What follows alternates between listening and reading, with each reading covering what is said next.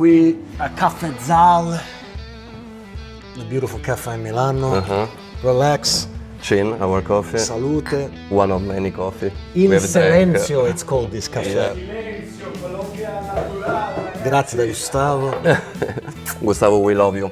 We love you, Gustavo. Gustavo, actually, it's the bartender here in the Caffè Zal, and we met thanks to Gustavo. Your favorite story, no? Gustavo, you are allowed to do everything you want. Everything.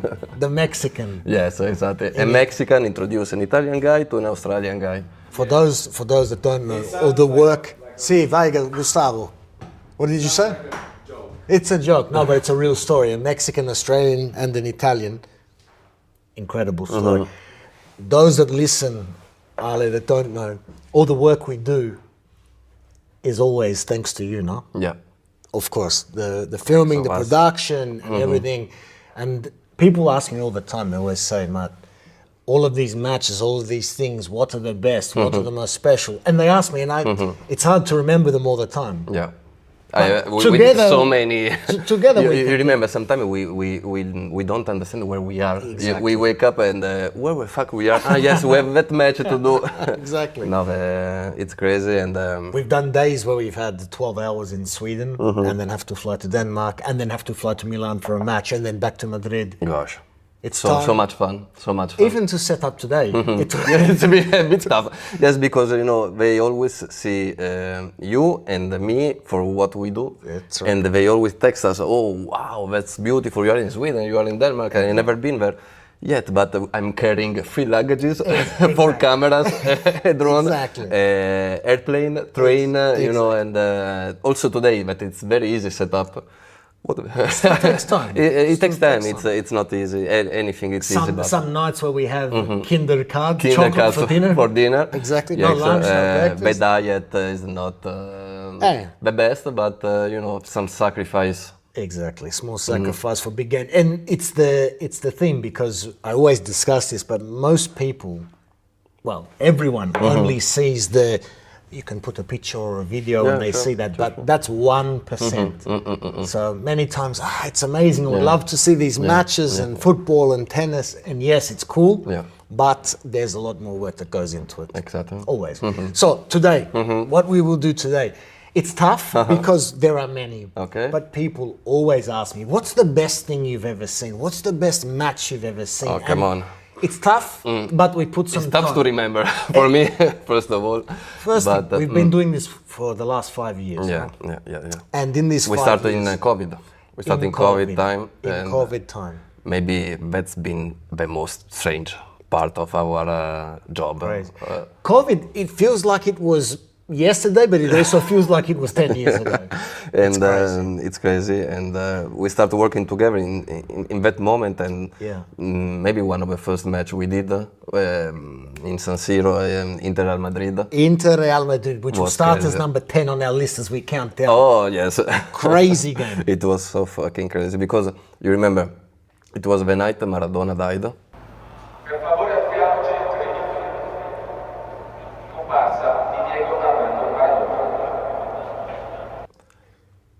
Incredible. And it was incredible, you know, because the atmosphere changed because the news came, I think, 20 minutes before the match, 1 hour before the match.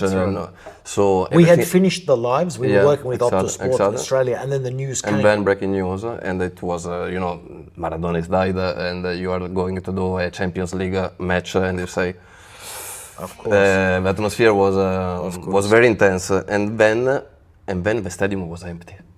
Unbelievable. I think it can never happen again. San Siro, Inter, Real Madrid, the day Maradona has died, there was the minute silence before the match. And obviously Maradona, so important in Italy, was just such a unique experience to be a part of. You can feel the vibe of the silence in Milan. Do you remember? Of course. And sitting in the stadium was also a lot of fun. Yeah. San Siro holds 82,000, and we could pick any seat in the stadium. Completely. I think the players and 20 people more. They play in that stadium. I was incredible. And I did a shot. I take some picture. On the left, I was sitting in the middle of San Siro. On the right and on the left, no one. It was like my sofa at home, you know. And but it was a Champions League match. Crazy. Inter Real Madrid. You can hear everything they say. Crazy. You know, I remember, I don't know why, but I remember very strong Inzaghi calling Bastoni. Bastoni, Basto, come here. It was only, and you understand. Yes. You know. We also saw, remember, there was the Arturo Vidal red card in the match, and you could Vidal. hear the arguing, and that was... It's such a masterclass.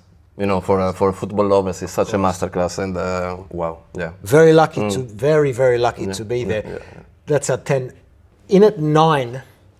This was a few months before this. You weren't at this one, but it was the same lines. I did the last 2 weeks of the Champions League. Remember when they had the Champions League season, the final 8 in Lisbon? Yeah. And in the end, Bayern Munich beat Paris Saint-Germain in the final. And all those matches, there was Atalanta, who had the very nice match. There was Paris Saint-Germain, Bayern. Yeah. There was one match I did which was so famous and incredible, and it was Bayern Munich-Barcelona. It was the quarterfinal. Ciao Antonio, siamo qua allo stadio. Mio pronostico per stasera: Bayern Monaco 3, Barcellona 1. Gol di Messi, Lewandowski, Müller e Gnabry. And the result was match. 8-2. This was incredible because we talk about no fans, no atmosphere. 8-2, but it felt like I was watching a match in the park between amateurs, but they were the best players in the world. Yeah. And for FIFA Street. Like FIFA FIFA Street. Street. It's crazy. 10 goals. Bayern Munich, obviously important win. They went on to the semi-final where they played against, who did they play? They played Lyon. Okay. After Lyon beat Manchester City, they went on, they won. Incredible. But 8-2 to watch Lionel Messi with Barcelona lose 8-2 in an empty stadium in Lisbon. My God. Crazy. Unique. We move to, let's move to number 8, which was a special week here in Milano. Which one? Inter Milan, Euro Derby. The Euro Derby. Wow. Crazy. Incredible, yeah. Inter Milan, a semi-final of a Champions League. Inter won 3-0 on aggregate. But the feeling, you've been here in Milan no longer than me, you know even better, but the it's a long time I live feeling here. of the atmosphere in the streets, in the city, in the bars. You can touch the tension now in the air, and it was crazy because it lasted 1 week. 1 week. 1 week. 2 matches in 6 days. Crazy Incredible. in San Siro, and you know I have many friends here, also you, but I have many Italian friends from Milan. My colleagues are from Milan. And they were different. You know, I knew them, I know them very well, but they were different in that week because it was something they can't control. I always say this, but is when you, especially for us that aren't from Italy originally or from Europe originally, to just see how much the sport means to the people. Yes, it's not just a sport, I always say.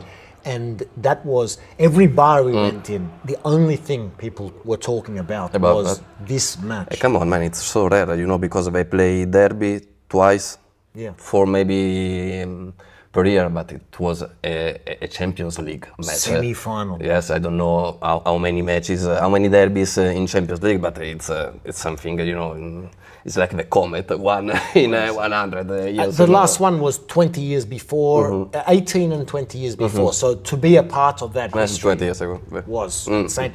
Do you remember the tifo by the Milan fans in the first leg? You remember that? We always sing that song, of course. Either from Inter and then from Milan. Yes, because also it's very funny, I think, because okay, we work, maybe we are working, we film, you are speaking, and then we stop and we start singing. Yeah, of course. Because the atmosphere enter your skin. It's something. When you see the color, the tifo, the passion, the adrenaline you feel, it's something.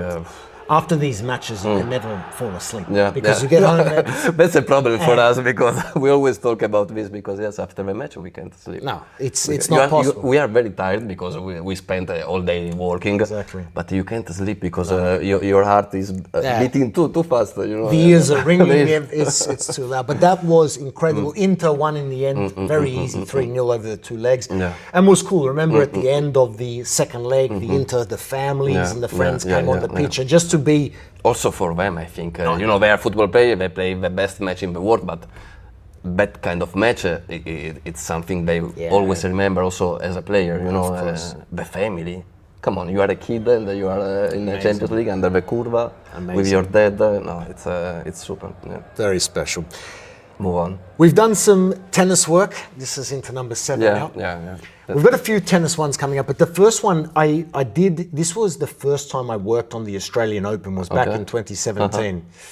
Serena Williams, the best female player in history. She won her very last, I didn't know this at the time, but she won her very last Grand Slam in Australia in 2017 in Melbourne. And she beat her sister, Venus, in the final. And we found out a few months later she was pregnant at the time. So, such a story. Incredible story. Such a story. And I was working for the WTA, so the Women's Tennis Association directly. So what it meant was after she had won, I had the first interview with her immediately as she came off the court. You are the first interviewing Serena as mom. As a mom. Exactly. And this was incredible. I didn't know it was going to be her last Grand Slam win, but in the end it was. And to do that and look back on that, people know me for football work, but to have that in the tennis world was very special. But there's more to come in the tennis world because a couple of years ago, 2022, this takes us to number 6. That was my first experience. Where were we? Where were we? In Paris, in Roland Garros Roland tournament. Garros. 2 weeks. 2 weeks. 2 weeks we spent there, and it was my first experience in tennis, and so different from football. You know, I wasn't expecting that because yes, I used to play when I was a kid. I know something about tennis, but it's very unique. Maybe it's Paris. Maybe you can say maybe you work also for Australia. Paris maybe is very different to Melbourne.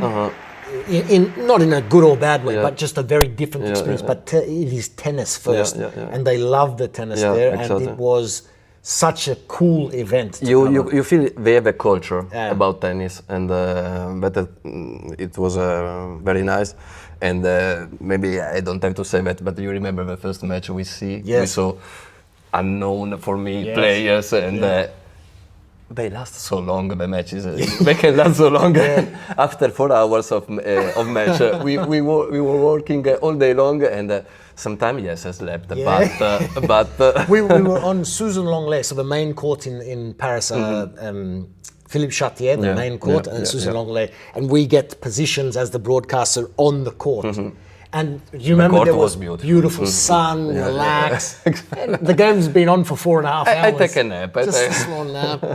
Why not? In the end, from not having watched any tennis much in your life, then we arrived to the final where we had Casper Ruud from Norway, who we had interviewed 6 or 7 times, and we got to build a nice relationship with him. But who did he play against in the final? Rafa, Mr. Nadal. Rafa. And do you know that was also for him his last ever Grand Slam? Yeah. We spoke about that. And, it's crazy. It's unbelievable. I took some time to understand what I've seen, because yes, it was amazing. It was, for me, one word for that moment, it's epic. Because I remember, that sun, that atmosphere in the court. He was lifting the cup. Wow, goosebumps, beautiful. And then we got to speak to him after the match as well, and just that. We don't do the job to meet the players. It's just they're part of the business. Yes, we work it's part in. of our job. But to speak to a champion like that in that moment, that's something. It's something different, because we always maybe interview or talk with a football player. Exactly. They can win, but they won one with another 10 player, you know. That's right. A tennis player, it's different because it's just himself, it's just him. He won everything. That's right. And That's right. and you feel the presence of this such a champion, you know. They are individuals. It's all on them. I've always said I think the tennis players, when we talk about the best athletes in the world in any sport, that for me, Tennis, yeah. Djokovic, Federer, Nadal, these Serena Williams are at the very, very, very top because there is no support. It's amazing what they do. So for us to have done that with Nadal, his last ever Grand Slam win. Maybe that could be a bit higher this time, but look, still number 6, very cool. Let's go to our first Scudetto, number 5. Our first Scudetto where we worked, covering the season. Milan Scudetto in 2022. So this was a busy year because, do you remember this day Milan won the Scudetto? The day after we flew to Paris and started Roland Garros. So the start of everything. This was a busy period. But Milan Scudetto. What a start. What a start we did, you know, because yes, being in that stadium, it was so hot. You remember it was 33, 34 degrees. In the middle of Emilia-Romagna. But it's a beautiful country, but in summer it's very, very hot. Just hot. And we were beside the pitch, and we knew the Milan would win the Scudetto, no? And it was great because you feel the players, you see the play. You talk with Ibrahimovic actually. Yes, so we were sitting on the pitch for the whole game. Yeah. It's a smaller stadium, so there's not so much. He blessed space. you. He blessed you. He blessed me. He blessed me. He was. You know, I've shared this many times that he was stretching over the top of where I was seated, and I touched. We were exchanging some words in Italian, and then I touched him on the back, and then he said to me, "You are very lucky because not everyone gets to touch God." So he blessed me. He went on. He scored. Then they gave it offside. But also the party after the match was so good. I remember because sometimes it happens because when you are on the pitch, things happen very, very fast. Of course. And you have to think very, very fast. And sometimes you find yourself in a place that you shouldn't be. Of course. And say, why I'm here? And we were very close. You remember to the players, to the president, Scaroni, and watching Maldini, and watching from that perspective. I remember Pioli entering with a cigarette. Yes, of course. And Ibrahimovic entering with a cigarette, you know, and it was wow. I'm part of this part, you know. There were some of the visuals we have with Milan lifting the trophy. Yeah. We were literally right there. But I think I remember fireworks. Exactly. The fans running on the pitch. Exactly. I think the coolest part though was, and I still don't understand how we ended up here, but when the final whistle was blown, we were in the Milan bench. There was Zlatan playing 1 meter away. There was Pioli beside us. There were the Milan substitutes. And then when the whistle goes and we're in amongst it with the players and the group was, what? I think we said, what are we doing here? Yeah, exactly. Sometimes we think this, and probably it's one of the best part of our job, to be honest, because you know. When you are so close, you feel all that emotions, and I think we are lucky. Sometimes we have to say that we are lucky, you know. No, that was really special. And for the first Scudetto we had done there in the pitch like that was something else. But there was another Scudetto. There was another Scudetto. How many Scudetto we did? We've done the last 3. 3 Scudetto. Okay. This one. What's your pick? With Napoli. Napoli was... Napoli, number 4. Napoli, it was incredible because Napoli hadn't won the Scudetto since Maradona in 1990. They had won 2 Scudetti with Maradona, 86 and 90. So it had been 33 years. And it was a party for 2 months before they won the Scudetto because they were so clear. But the day that it finally happened... No, it was... This is something where you see the energy and emotion to a level that you almost have never seen before. It was away, it was in Udine. Udinese and Napoli, they needed to draw to win the Scudetto. It finished 1-1, but then it was another 3 months of celebration. I don't even know how to explain this one. I think they celebrated for 5-6 months, of course, because how you told, they won a very important Scudetto. But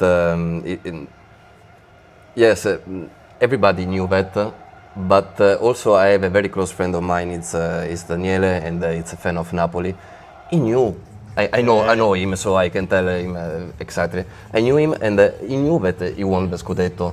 But that moment, that match, it was something, the sign of the Scudetto, and they're very scaramantic as well. Of course, so very superstitious. That was the moment where, after 20 years after Maradona, we won again. Yeah. And also the emotion. I remember when the match finished, we ran into the pitch. Again, somehow we were in the Napoli bench behind Kvaratskhelia, behind the It was crazy because I ran so fast with my equipment, and you also, and also the fan ran with us.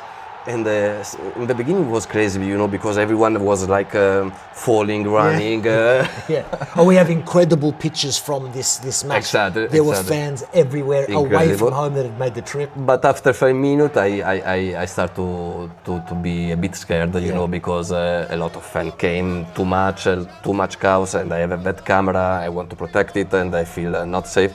And also the guard, the safety came and say, guys. There was the problem before this match, because the ultras of Udinese actually warned the Napoli fans, do not celebrate the Scudetto on our pitch. Yes, I can understand that. Do not do that. Do not disrespect us and celebrate on our pitch. And what happened was that we had been on the pitch, we had shot a quick live, we had sent that to England, that was all good. But what happened was the Napoli fans were celebrating and mocking the Udinese ultras. And what happened was the Udinese ultras then jumped the fence and started chasing, and there was actually reports that they were with belts whipping Napoli fans. So people then got very scared and ran off the pitch, and that included us, because we didn't know what was going on. And we actually had to run into the players' tunnel, and we ended up in a room with Luciano Spalletti, the coach who just won it, one of Italy's most famous commentators who was interviewing him live on radio, Victor Osimhen, who we got to know very well that season, and a few other Napoli players. And there was the two of us locked inside this room. That was one of the moments.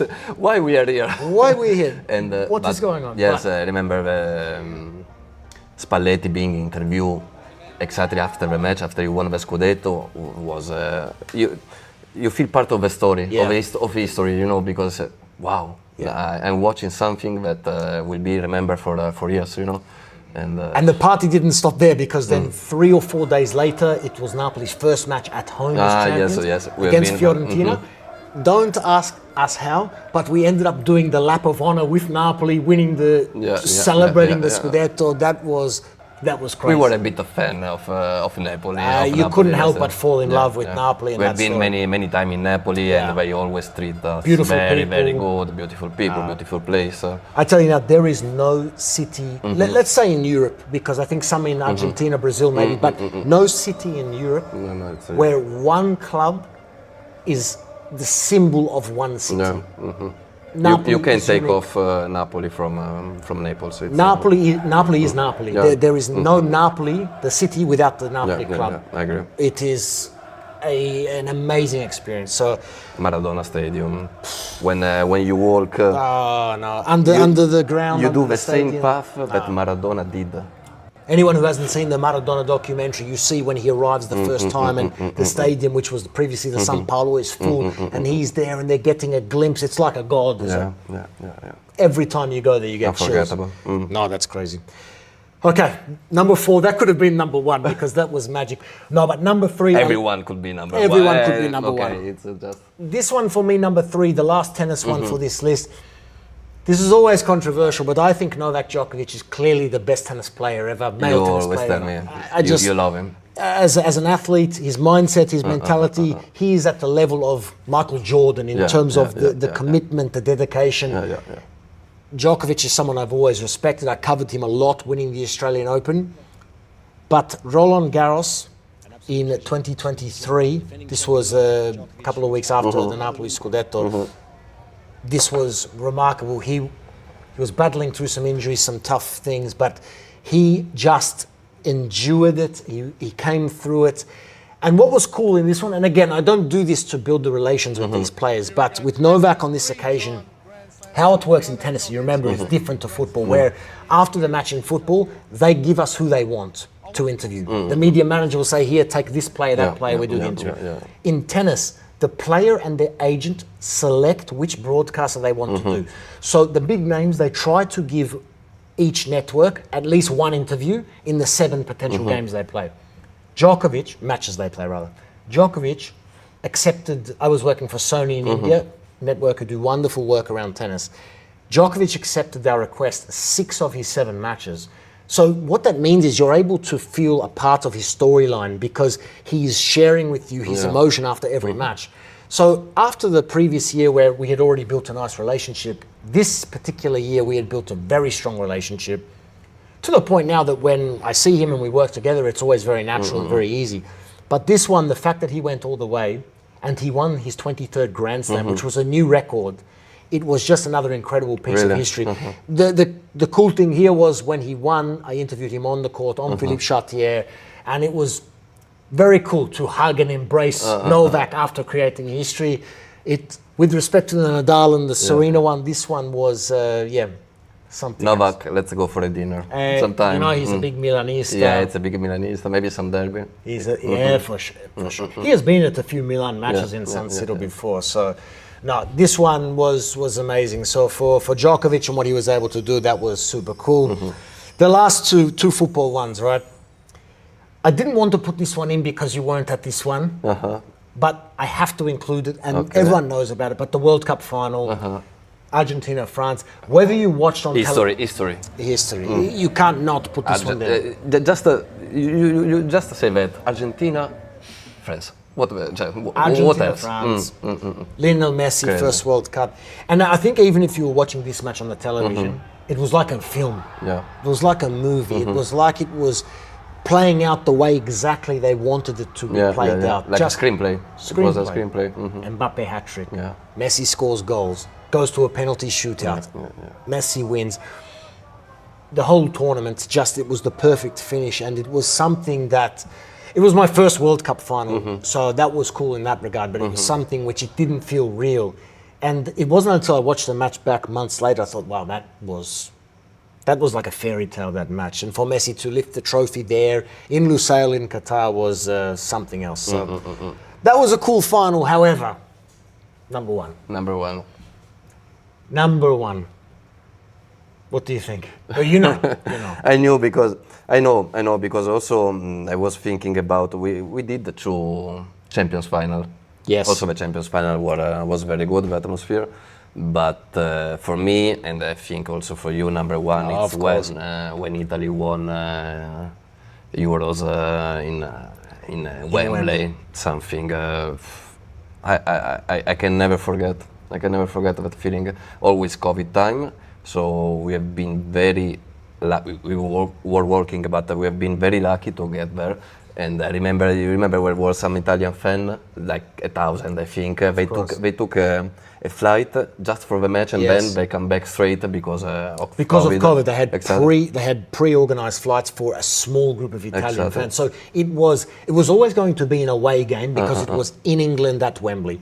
But because of COVID, there were no Italians. No Italians. And you have been under the curva. And before the match, it was a final. That was cool. About yours. That was cool. And it was beautiful. And also I remember the street that takes to Wembley Way. Wembley Way. So many English fans, of course. They were crazy. We won. And that's right. But in the end, they didn't win. Italy won, and it's just so difficult to put this into words. I remember the pre-game. I never get nervous for my work, for my job, but there was this feeling of nerves that I've never experienced before. I was doing a live, and I was just thinking about the match and all of the anticipation about it. Once that was over, we could focus on the match, and of course, a couple of minutes in, they scored.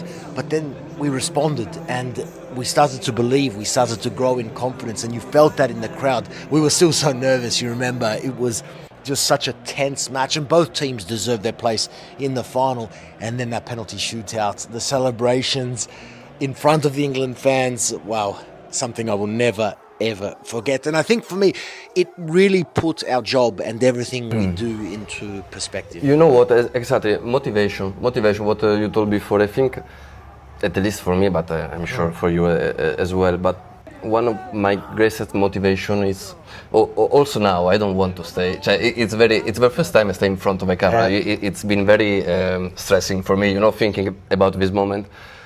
But then I think, and I have a very usually that thinking that we are doing something that not all people can do. We are lucky. We have the chance to do what we are doing. And that's more than enough because. We are very lucky to do. The Euro final was the best example of this. It was a lot of work that took getting there. We had to arrive very early. Of course, we said there was so much work that went into it. It's exhausting, and there are some moments where you want. Okay, I turn off the camera. I take my backpack and I go back home to my mom and say, "Mom, sorry for everything. I want to stay at home." And yes, but if you go on, if you move on from this moment, you learn a lot. I think. Of course, no, for sure. I took such great appreciation for the fortune of being there, especially in the COVID period. Remember, COVID period meant more challenges, more difficulties for us. Many people suffering also, Many people suffered. There were so many hurdles to overcome to get there that, again, we said, but from the COVID test to all the papers and everything we had to do just to do our job. But seeing Italy win in England and then coming back, I remember landing in Milano the night after, and it wasn't even 24 hours after the match, but seeing families, but adult men with their kids, just in shock with what had happened. But we were there. I remember telling people, even at the airport when we landed, we said to the security, we were there at Wembley on the pitch. No, how? I think that match was very good for healthy, for mind healthy, for many people in Italy, because many people need that moment, need that trophy, to. Yes, we have a future, we have a tomorrow, and it was being there. It was wow. That was special. And then my family in Australia, who it was still not a good COVID period then, so they were still at home inside. And not that it's so easy for people from Australia to come to Europe and just watch matches, but they would have dreamt of being there. So to have been two of very, very few Italians who were actually there. Amazing. Do you remember after the match as well? We were celebrating with the Sky Italia because there was the other we were very TV close, channel next because we were surrounded by English we fan were in the England main fan and also colleague. We have English, so we can't we did at the first time, but after 2 minutes we can't celebrate too much there. So we were looking for some Italian, but no one were there, of course. Just there were people taking videos of us. Exactly. No, this was really, really incredible, and still it's something that's difficult to find the words to say to explain it. I could talk about it for 2 hours, but it's just hard to explain. No, the feeling was you can try it again. Something with no word. You can describe it with a word. Perfect way to close out our list, because it was the perfect way to close out that tournament after all the travel, all the matches, but best way to close out our list. And I agree. Hopefully many more to come at that level, but it's something which I always think is going to be tough to top just because of everything in that period. We always have so many projects. There's many projects. I don't know what we do tomorrow at lunch. So bravo. I said it to my parents all the time. I don't know what I'm doing tomorrow. Let's say, see, how can you day not by know? day. I hope so. Other many adventures. For sure. Before we go, we're here in this beautiful Caffè Zal here in Milano, which have looked after us very well. But before that, this is the first time we've spoken in English for this long, which has also been a unique experience. You've done not in the bar with coffee, because we usually pick some coffee bar as our headquarters, because we are always traveling, always around. Now we find the best one with Gustavo, and yes, I hope to everyone understand me, and it's been a pleasure. Thank you to take me in front of the camera. Hai fatto bene. Caffè Zal, this coffee, this is one of the best coffee in the city. This is a Colombian brew, which has been. Now we are experts. Thanks to Gustavo, we are experts. I was about to say, I don't actually know what the Colombian brew means, but it's they told me, and I trust them. It's fruity and it's fresh. Exactly. It's nice. It's very good. No sugar required, but no, Caffè Zal. If you came in Milan, Caffè Zal. Caffè Zal, it's a breakfast and coffee place. But that's it. More to come. Bravo, Ale. Thank you. See you. Plenty more to come. We'll see you soon. Ciao, guys. Ciao, ciao.